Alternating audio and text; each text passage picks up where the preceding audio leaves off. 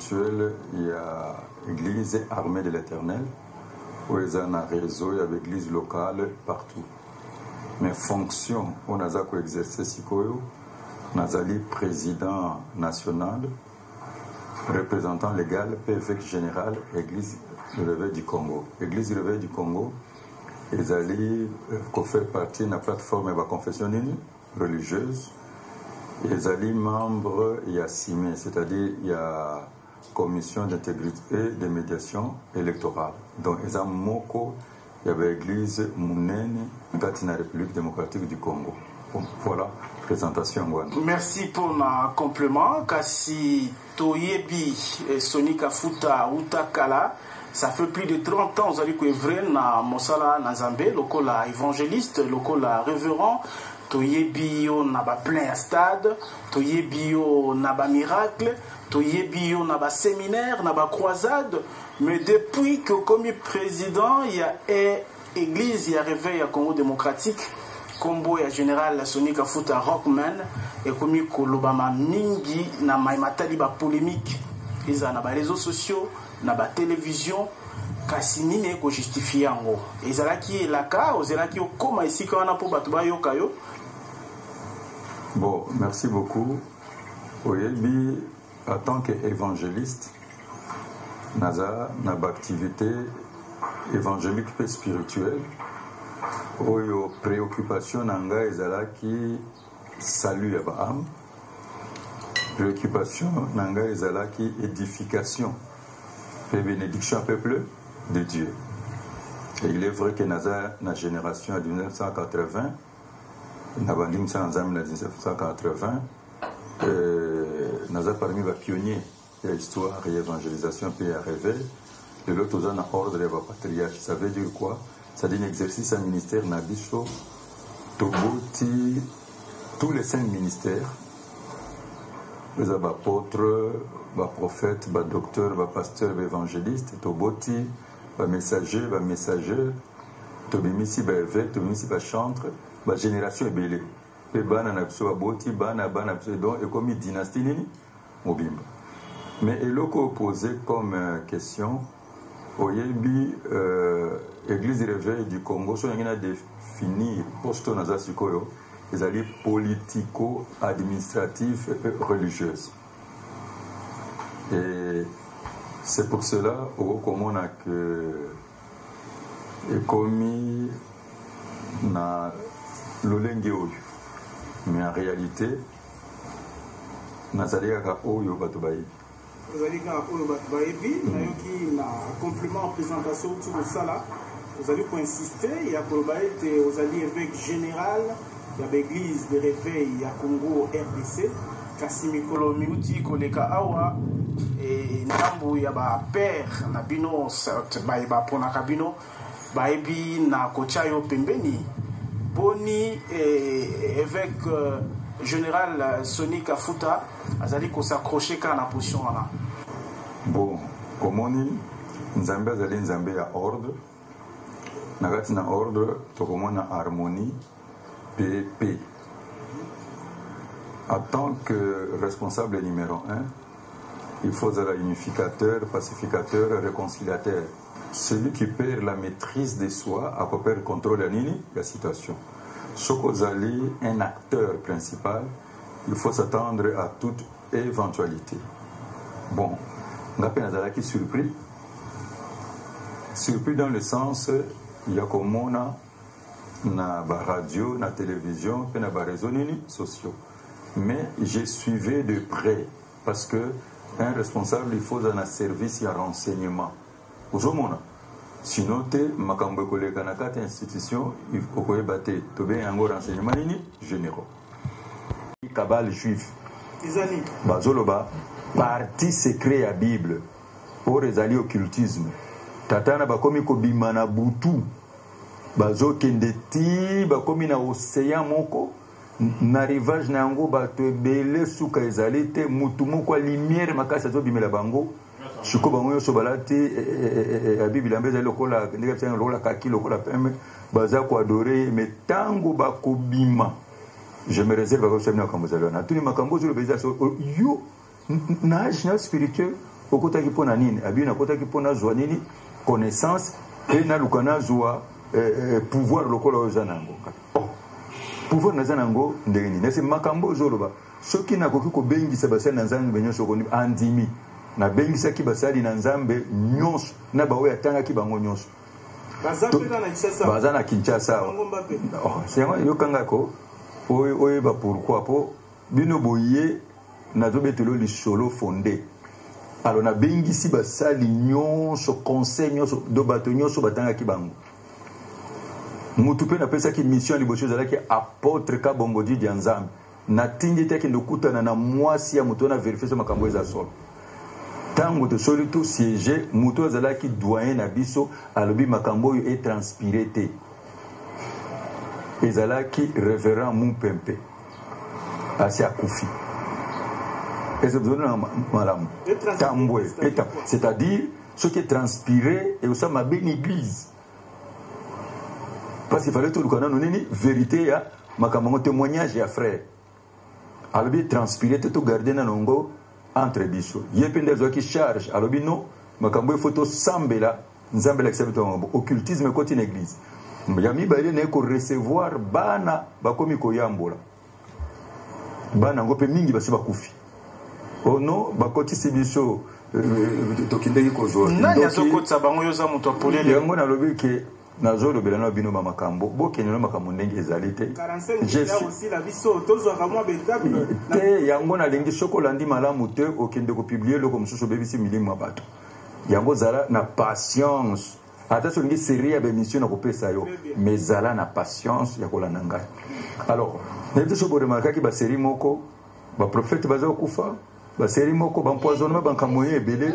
to moni ki église makambo po bazo citer bato na kombo bana na babangi bazo ko senga ba délivrance zana penza ko zongela siko nini nzambe na koka kité j'ai fait ma remise moningo na zolo bazaki kata makambo na akufa histoire ba mona ba des vestes na suis na sali remise na zongisi pouvoir na bino non je peux pas continuer et loke comme ça kinga alobi bango nyoso bayebi abibi pai to kindeke kuna ennemi na bango munene zayo balobaka kuna bakinege na océan na bango kuna bayebisa ki bango mutu nyoso ko kozala nini président église nini ya réveil sauf soni sinon église bobu ona zolo bele na ko tango makambo kende ko tuna doyen bisebel kende ko tuna docteur Mario Kongolo kende ko tuna Jean-Marie Katotola kende ko tuna na ko peso série bato oyo ko tuna ba information oyo wana zone si pouvoir pas nani na sikota on a zone si pouvoir na bimi lokola président ya conseil nini et de ça je pense que na ko continuer tena ba makambo ya ndenge wana parce que na mona ki vraiment ulu bon bien que bakizaki bato bazaki na présomption nini ya innocence n'est-ce pas mais makambo zaki tellement profond na mi retiré na komi retiré alors na ko solliciter pasteur Jean Bosco na yebisi atali kamomo ko tezaki na kati tango na yebisi na biso ko remplacer ngai na conseil des sages et ngeti ti ay kozwa tango ko zo umela ki te pas à lancer lettre à suspendre nini archevêque Albert nini kankenza ba bendana na ba bebana mabeba bebana na mapasa ba olimno ba bana na ye na likambo tukate ngai biso na zone lokola réconciliateur na bengisi c'est Jean Bosco na ben âge na biso spirituel to umeli na Christ makambo za bato ayibisi makambo nyonso yemoko c'est Jean Bosco bisinga lobino bengisa eto kuta na epa na to solo na bengisa bango to kutana to solola ba makambo ko loba esili sima na eko mona so moteme zongi na bino non église zongi zonga na dérive ngai moko lisusu na eko reprendre ba proposer nga na zongi la susu pour seigneur président conseil nini des sages pe responsable ba décider sozona na malamu tino to yeko sa tsena so kubona zaki faux dauphin yango da koloba nini tango basali ndengwa na shiko ba yokana kina baninga mususu lokola comme il fait mandat ba lancer ndenge wana sima ba ko couvrir transition en créant une crise to solo li to bomsi makambo nyonso ko ya ba prémisse à crise to ko vivre ba suspension na yo wana o ezali continuité ya plan alors tango basali ba makambo nyonso wana ngata ke président conseil des sages tout est commission électorale na biso to bongi bakamo nyonso bato ba poser ba candidature tie sili et komi bato ba outi intérieur partout tout ça le conseil ecclésiastique assemblée générale un jour avant to gende kaka même stratégie basali bazui lettre ba komi ba tindi yango na ministère de la justice ba lobi sonika futa n'est pas éligible pour ba bloquer nini or lobby bato zoko na session en 3 jours 4e jour vote vous comprenez makambo zali. Alors, secrétaire général de la justice a bengisi biso nyonso. Ngana boya ki kokende. Yemo kalbeka nkenza kutana na ngai ya singa te, il faut ya tokende toke. Tango kokende na bango nyonso wana balobaki ki makambo nyonso tosali ezali na irrégularité, esale mindenge ko sala na statut. Alors, na sengi ozaki secrétaire général Moïse Chibumbu tata bomona gatangi mukanda wana. Moïse Chibumbu wana. Na yebisi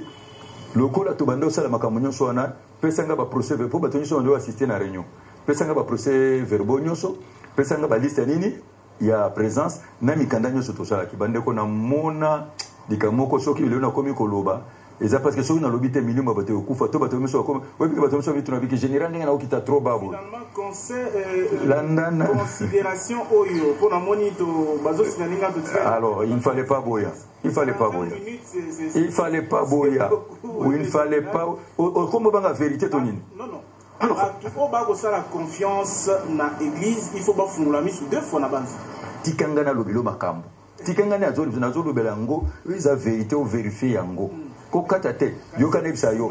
Je te dis le coup. Na lobi na yo. Na lobi na yo ata sokolingi 10 émissions na kosala na yo. Tango tokena na nene na secrétariat général de la justice. Tokomi kuna yambi biso moko ya bana a manqué ngai bravo mukona tomboka ki makasi ba mama ba yeba telemi ya pembeni na ngai po ba mona ki na intention ya mabe ba telemi talaka ba mama o ya rêve ba telemi noki motema somo alors tango to bimi eloko liboso avant to komana se pasteur Chibumbono na ye aya ba document nyoso to la kisaki makambo nyoso to sala eza légal ndenge ba convoquer ki réunion de basala ki onde basala ki biso nyoso to zaki na kati haya komi bonapsi est-ce que y a na dossier na oh na bosani oh ndele no kokomona ke mutu azaki na kati makambo o bosani parce que biso il faut te présenter ba preuve que élection tozo sala eza correct to tiango na nani na au journal officiel lettre de convocation nango ezali ba makambo nyonso ko aligner makambo nyonso. Alors tokoti na kati secrétaire général zaki mutu moko sage FC sur le biki bokende bozaba tata bokende koyoka ba bimi bakepa ya révérend archevêque capitaine ozomona kuna nde bakendeki ko siéger wana bato bazoze la première jour ya ouverture ya nini ya session pour la élection ba komi kuna ba changer ba lobi que non toye ba sikoyo ezala susu élection assemblée élective et comme ordinaire to fungula transition pour te ba kokende ko sala yango prochainement correctement. Oh tango bazongi na biso bana nyonso bato nyonso otaki intérieur ba tombo ki kutu ba bandi ko menacer bango apôtre katoto la telemi alobi que il faut kaka élection salema yango moni ba menacer ki ba lobi pouvoir réserve ba ça so ki yo ba makamona tende be sonia junini pouvoir te ki côté ba katange on a za ko sala kende ko tuna apôtre katoto la bwende akosa kate ko so vérité tango siko to zongi na mikolo nyonso to bandaki ko sala session na bandako lo bisanga te état d'âme na ye ata na bengi na téléphone ko yamba te ngana bandako ya na kota na bureau na ye na meli na ngana fandi d'une façon protocolaire. Alors to yo koma un jour avant to ba ko voter pom babimisi makambo mususu ba ina candidature arrêter le révérend Jean Bosco o to zana $5,000 ya wana nini na poche soki kaka bondimi bo arrêter to ko sa candidature na ye mais to prolonger yango ni musika posa la kuwa na irate parce que bato otaki na intérieur nde bazwaki nini présidence moyen ko sala bango zalite troisième neuf c'est que au monde bazoluka toujours troisième neuf c'est que nazaki il faut dauphin ba bengisi ba provinciaux d'abord poto fungo la transition bango ba vie partagée ti ba bengisi yena le archevêque kalbe kan keza bengisi ba provinciaux nini nyonso abengisi ni parti na boko tanga ba kombo na bango a lobby na bango bo sala tout questionner le kate. Qu'est-ce qui cache ndé na yebité c'est na yebité attends d'abord lokola évêque général peut représentant légal l'église de réveil à Congo pour que ye moto asalaki 21 ande ayebi sikoyo tango bana wana bayeko bisanga avec preuve nga na biambo donc nazokanisa ke na za dauphin d'abord ba bloquer finance ezalité et comment bino boko sala loko finance ezate ngai na komo bimisa mbongo na caisse armée de l'Éternel ezozo na makambo ndenge ezali wana sima na yango na yo komela ye message na yebisi depuis to bandi musalanga na bunisa na nyote naza na kati ya bato babunisaka to yebi ngai mais ya turu oyo ngai nazoki ngai nakaza kutuko bato musunde bazobundisa ya ti tango ko découvrir nga nazoki nde ti na suka élection yango moto okende na élection ti na yeko bimana 97% koyamba no banda ko mona wana makambo zaki na kati na motema o ezali coup ya continuité deuxième coup pona vous savez toujours que nazaki fond fait tango toke na grand hôtel le jour investiture na ngai comité de rédaction ebongisi makambo nyonso harmoniser toke tokomi kuna ndeko Moïse Chibumbu tata bomona ki atangi lettre wana ayeko ya na retard na 11h ordonnée singaki bana na 7h30 makambo atanga ki za makambo bayokana ki na baninga to ko remarquer même le révérend Jacques Bravo asala ki bango reproche nyamona ngina sukisa tango tobimi to zongi manifestation sili na sala reproche ngada bimi bakambo nyonso conseil rédaction basala ki pona ko harmoniser pour ko sala ki angote afandinye to zongi yango na senga ki na lobiki non naza ko bimisa ye na bimi na ki okuta na chevêque Albert Kankenza ne psetra makambo Moïse Chibumbu asali absinga lobi non il faut que ce qui au bimisi a kosa ndenge nini ako déshonorer alors abisi a démissionné ndeye apesi ngai ozomona on azo travailler ne sikoyo alors eloko mususu abenga pembeni absinga lobi ke mwana oya mankaki yo jour wana na secrétariat général il faut se communier ngambi problème zate tozongi bona moni nommé facilitateur au moins na comme comprendre que comme il comme makambo politique c'est alors pour clôturer papa ou Moïse Chibumbu ko bimela ngai na ndako parce que c'était un ami au moins nga tango na calme nga na zakanango bato kanisa loko na vérifier makambo te aya na statut moko ba travailler yango ye Albert Kankenza mwanambo a comme numéro 1 église ya réveil a kota na retraite na 95 ans aussi longtemps qu'il a été aux la fin mandat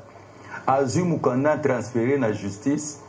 Or, statut biso to levaki to lobby qui est à titre honorifique aux homona azali archevêque général azali sans fonction azako engagé église té sauf je peux le consulter mais ya bakisi ko azali initiateur père ya réveil ngako to nasala remarque na lobby outi ko pesa bato banini ba trophée ao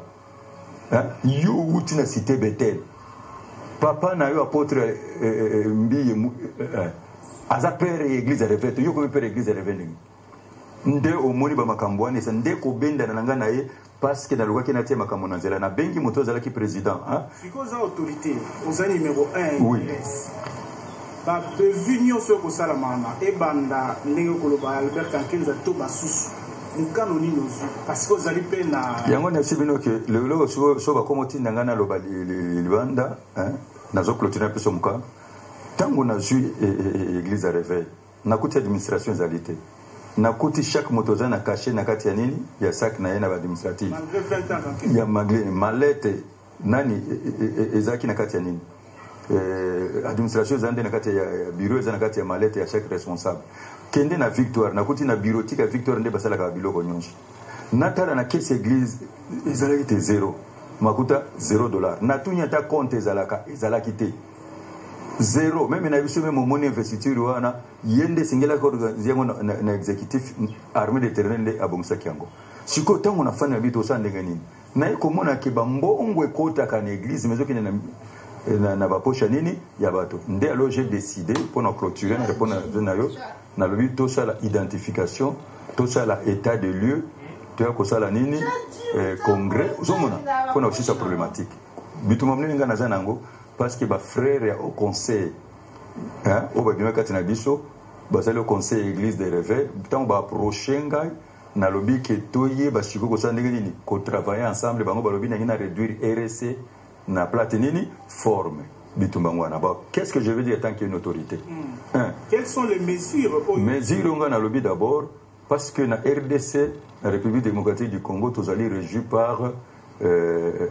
Nani Mibeko. J'ai remis les dossiers dans le conseil des sages. Conseil des sages, c'est là qui déclaration dans Congo. Après des déclarations, conseil des sages a atteint Mukanda dans le ministère de la justice. Toujours j'ai la réponse au ministère de la justice. Ce ministère de la justice va être correct. Ça va être esprit à statut. Non, parce que pour le moment, hein, pour un acte au basali, le coup la bango va retirer confiance na bango, peut retirer bango confiance na définitivement na tourner page na scellé yango. Attends ndoto na bako koyate. Vous comprenez le bazaliwana. Et je reste ferme et catégorique. Vous comprenez? Nation c'est un conseil nini des sages. Quand on a conseil des sages, nous devons traiter Makambo. C'est alors. Vous comprenez le problème des Aliwana? Nous avons fait un dialogue si possible. Nous avons fait ce que l'on dit, c'est que tout ça là, assemblée générale. Si on a pourtant exalté, si on a assemblée en Gaulle, on a un bon moment. Au moins, le pasteur on est sur la télévision. Ce qui est là, ce qui est là, ce qui est là, ce qui est là, réunion, biso nde tozo bunda so pesa bango transport mais mbongo yo bazu yo koleka na ba chaîne nyonso utwapi ya kofuta yango wana nde nazo pesa yo. Alors moi je voulais clôturer hein bazolo bananga nazo banazat nani nazo ba tribalisme escalade nationalisme non nazo pesa bino bo filmer yango tala makambo ba komeli secrétariat hein pour na comité na bango de suivi ba komi yango na date ya nini ya le 26 août 2020 avant ekoma kuna ekomi kuna bazong selinga tala nani basali boko joango hein tala comité mobimba batasali na 11 comités il n'y a que moto ya province mususu moko tobanda balobi comité concernant les comités restreints de suivi hein